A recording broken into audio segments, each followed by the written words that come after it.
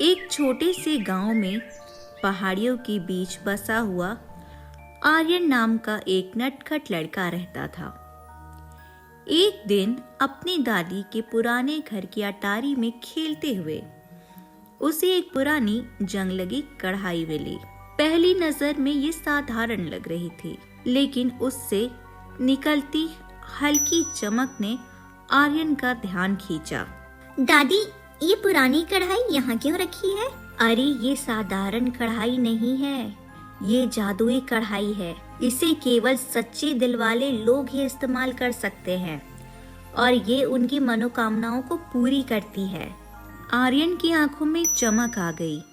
उसी शाम उसने कढ़ाई को आजमाने का सोचा। उसने कढ़ाई को चूल्हे पर रखा और कहा, जादुई कढ़ाई, मुझे स्वादिष्ट खाना चाहिए।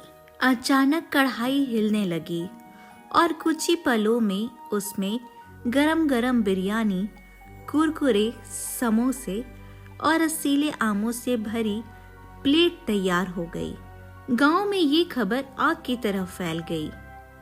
लोग अपनी अपनी इच्छाएं लेकर आर्यन के पास आने लगे, लेकिन आर्यन ने देखा कि कढ़ाई केवल उन इच्छाओं को पूरा करती थी जो निस्वार्थ और नेक होती थी। एक लालची व्यापारी ने सोने की मांग की तो कढ़ाई ने उसे कोयले से भर दिया, लेकिन जब एक गरीब किसान ने अपनी फसल के लिए बारिश की प्रार्थना की तो कढ़ाई से पानी निकलकर बादल बन गए और बारिश होने लगी। एक दिन गांव में कालिक नाम का एक दुष्ट जादूगर आया। वह कढ़ाई को चुराना चाहता था।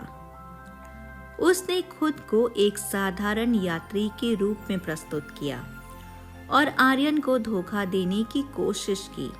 जैसे ही उसने कढ़ाई को छुआ, कढ़ाई तेजी से घूमने लगी और उसने जादूगर को धुएं के बादल में कैद कर लिया। फिर एक जोरदार धमाके के साथ कालिक गायब हो गया।